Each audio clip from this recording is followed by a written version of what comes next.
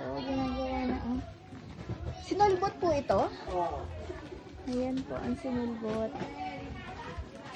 Sa Quezon.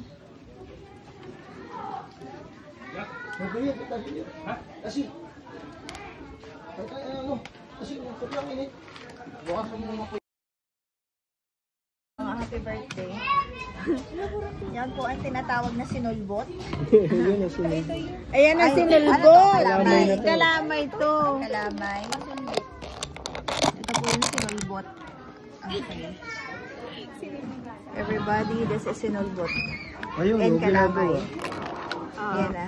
Kaperagot lasa yun. Hey there everybody! Nandito tayo sa Sariaya, Quezon and dito sa Bukid Amara and I'm gonna show you their famous delicacy. This is sinulbot and this is ang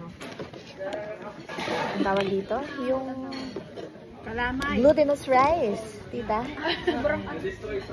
Yeah, and then look. Matutuwa po ang mga senior natin dahil siya ay napaka-tabang. Joke lang. Tama lang. However, mahirap siyang kunin. Kaya lang, iba nakapustiso ka, talagang mahirap eh. Ayan, titikman natin.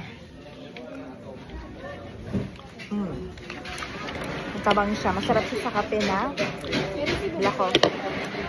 Parang wala akong nakita. And this is sinulbot. Bago ito ano din. Look.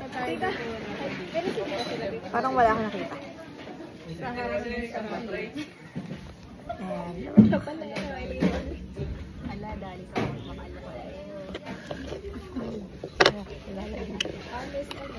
ngayon ko lang nabasa ang ayan po mga kaibigan ang sinulbot.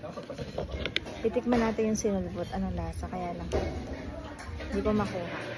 Ayan. Lagyan natin sa ibabaw.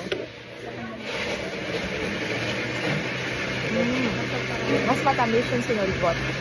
Kaya sa kalamay. Ayan. Sinulbot.